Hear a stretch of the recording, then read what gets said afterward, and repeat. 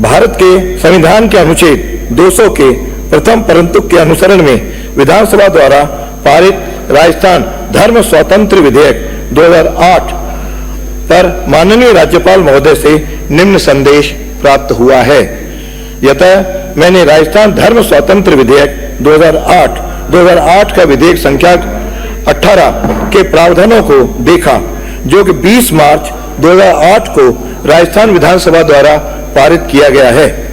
राजस्थान धर्म स्वातंत्र विधेयक 2008 के द्वारा एक धर्म से दूसरे धर्म में बल के प्रयोग द्वारा या प्रलोभन द्वारा या कपटपूर्ण साधनों द्वारा संपरिवर्तन का प्रतिषेध करने और उससे अनुसंगिक विषयों के लिए उपबंध करने के लिए निर्मित किया जाना था, जिसे माननीय राष्ट्रपति महोदय की अनुमति हेतु तत्कालीन माननीय राज्यपाल द्वारा रक्षित रखा गया। माननीय राष्ट्रपति महोदय की अनुमति हेतु रक्षित उक्त विधेयक पर राज्य सरकार द्वारा विधेयक को वापस लिए जाने के निम्न आधार प्रस्तुत किए हैं। Further, the provision has the effect of qualifying the term conversion to not include conversion to his original religion. The term original religion has not been defined in the bill. इसीलिए मैं कलराज मिश्र, राज्यपाल, राजस्थान भारत के संविधान के अनुच्छेद 200 और उससे परंतुक के अनुसरण में राजस्थान विधानसभा को उक्त विनिर्देशित उपबंधों के अध्ययन पुनर्विचार के लिए राजस्थान धर्म स्वातंत्र विधेयक 2008 लौटाता हूं। अगला, भारत के संविधान के अनुच्छेद 200 के प्रथम परंतुक के अनुसरण में विधानसभा द्वारा पारित आवश्यक वस्तु और विशेष उपबंध और राजस्थान संशोधन विधेयक 2020 विधेयक संख्या 32 पर माननीय राज्यपाल महोदय से निम्न संदेश प्राप्त हुआ है। यतः मैंने आवश्यक वास्तु विशेष उपबंध और राजस्थान संशोधन विधेयक 2020 विधेयक संख्या 32 के प्रावधानों को देखा, जो कि दिनांक 2 नवंबर 2020 को राजस्थान विधानसभा द्वारा पारित किया गया है और 24 नवंबर 2020 को अनुमति के लिए प्रस्तुत किया गया।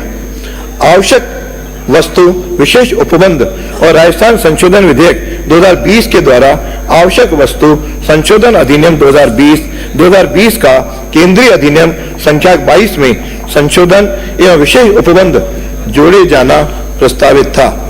उल्लेखनीय है कि उक्त विधेयक केंद्रीय आवश्यक वस्तु अधिनियम 2020 के परिप्रेक्ष्य में था।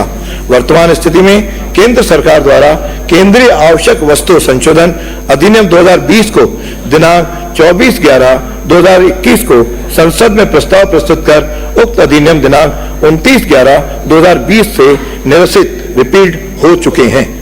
केंद्र सरकार द्वारा आवश्यक वस्तु संशोधन अधिनियम 2020 का केंद्रीय अधिनियम संख्या 22 को निरसन किए जाने की स्थिति में राज्य सरकार के विचाराधीन आवश्यक वस्तु विशेष उपबंध और राजस्थान संशोधन विधेयक 2020 को सदन के पुनर्विचार हेतु लौटाया जाना समीचीन है।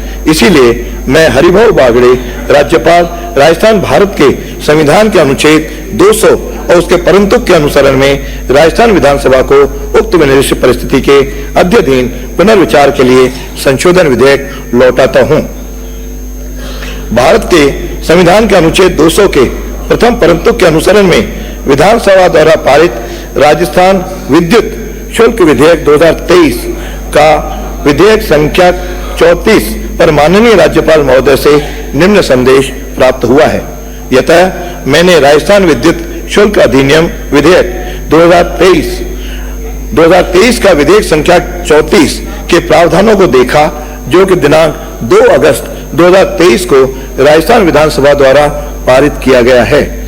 राजस्थान विद्युत शुल्क विधेयक 2023 के द्वारा केंद्रीय सरकार द्वारा विद्युत अधिनियम 2003 में पुनर्स्थापित आमूल परिवर्तनों और नई संकल्पनाओं का पूरा करने के लिए राजस्थान विद्युत शुल्क अधिनियम 1962 को निरसित करने एवं ऐसे प्रारूप में पुनः अधिनियमित करने हेतु जिससे राजस्थान राज्य के भीतर विद्युतीय ऊर्जा के उपभोग पर विद्युत शुल्क का उद्ग्रहण और संग्रहण करने के लिए और उससे सशक्त संतक और उसके आनुषंगिक मामलों को उपबंध करने के लिए निर्मित किया जाना था, जिसे माननीय राष्ट्रपति की अनुमति हेतु तत्कालीन माननीय राज्यपाल द्वारा रक्षित रखा गया। माननीय राष्ट्रपति महोदय की अनुमति हेतु रक्षित उक्त विधेयक पर राज्य सरकार द्वारा विधेयक को वापस लिए जाने के निम्न आधार प्रस्तुत किए हैं। जनरल क्लॉजेज एक्ट 1897 के आधार 8 के आधार पर नई भारतीय नागरिक सुरक्षा संहिता में धारा 185 के उपबंधों का अर्थान्वयन बिल 2023 के संदर्भ में नहीं हो सकेगा। इस विधेयक में भारतीय नागरिक सुरक्षा संहिता के अनुसार उपबंध सम्मिलित करने की दृष्टि से इसे वापस मंगाया जाना उचित होगा। इसीलिए मैं हरिभाऊ बागड़े, राज्यपाल राजस्थान भारत के संविधान के अनुच्छेद 200 उसके परंतुक के अनुसरण में राजस्थान विधानसभा को उक्त विनिर्दिष्ट उपबंधों के अद्यतन पुनर्विचार के लिए राजस्थान विद्युत शुल्क विधेयक 2023 लौटाता हूं।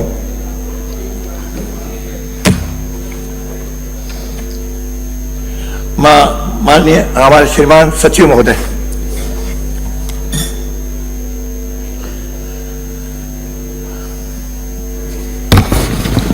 अध्यक्ष महोदय, मैं आपकी अनुमति से राज्यपाल महोदय के अभिभाषण की प्रति सदन की मेज पर रखता हूं।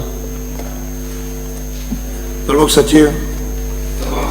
अध्यक्ष महोदय, मैं आपकी अनुमति से गत सत्र में पारित उन विधेयकों का विवरण सदन की मेज पर रखता हूं जिन पर राज्यपाल महोदय की अनुमति प्राप्त हो चुकी है। राज्यपाल महोदय द्वारा प्राप्त विधेयक, अनुमति प्राप्त विधेयक नंबर 1 राजस्थान विनियोग संख्या 3 विधेयक 2024 का विधेयक संख्या 4। नंबर 2 राजस्थान वित्त विधेयक 2024 का विधेयक संख्या 5। नंबर 3 गांधी वाटिका न्यास जयपुर निरसन विधेयक 2024 का विधेयक संख्या 6। अध्यादेश माननीय श्री भजनलाल शर्मा मुख्यमंत्री।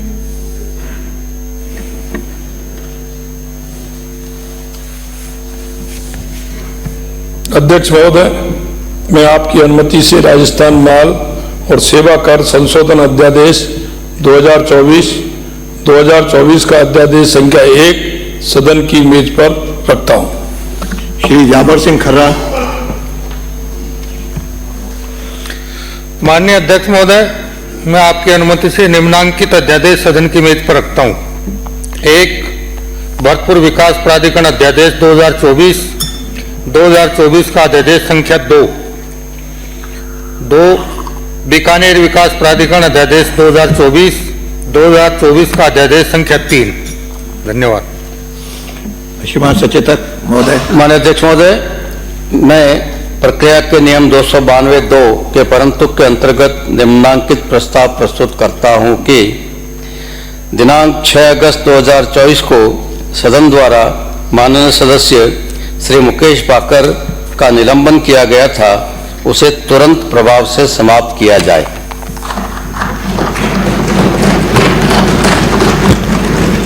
सचेतक द्वारा बोलेंगे। सचेतक द्वारा जो प्रस्ताव प्रस्तुत किया गया उस संदर्भ में संबंधित विधायक मुझसे मिले और विपक्ष के नेता भी मेरे से मिले।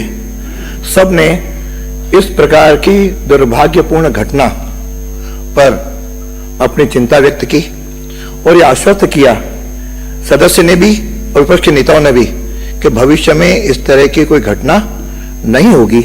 मेरा भी आप सब लोगों से आग्रह है, यह सदन नियमों, परंपराओं और मर्यादाओं से चलता है। हम सब पक्ष और विपक्ष लोग मिल करके सदन को चलाना सबका दायित्व बनता है और उसमें विपक्ष को कोई बात अपनी कहनी है, उसकी भी कुछ मर्यादाएं हैं, उसके अंतर्गत करें। सत्ता पक्ष भी उसके सहयोग करें ताकि हम लोग मिलकर के इस तरह की घटना नहीं हो। मुझे भी उस दिन बड़ी पीड़ा हुई क्योंकि मैं भी नहीं चाहता कि कोई सदस्य को सदन से बाहर भेजा जाए। अभी ये बहुत सौभाग्य की बात है कि आज शायद पहला सत्र होगा या बहुत सत्रों बाद होगा जब सदन में 200 के 200 सदस्य आज उपस्थित हैं।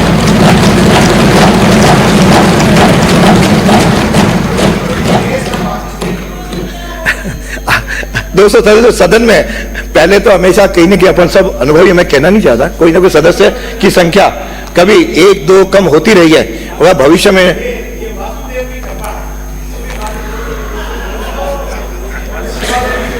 वैसे पिछले दिनों कुछ सुझाव, 2-3 वास्तु वालों को भी बुलाया, कुछ सुझाव लिए, एक आध सुझाव इंप्लीमेंट किया है, एक आध और बताया गया है। मैं सोचता हूं कि आइए 4 साल पूरे 200 के 200 सदस्य इस सदन के बने रहें, ऐसी मेरी अपेक्षा है। और आज पहला दिन है, मुझे 2 बातें आपको कहना है। माननीय संसदीय मंत्री जी, मैंने 2 बातें कहनी है कि आज अभी शोकाभिव्यक्ति की बात कर रहे थे, मुझे आप सबके एक ही बात कहनी है कि हम आगामी, आज पहला दिन है, राज्यपाल महोदय राजनीति से ऊपर है।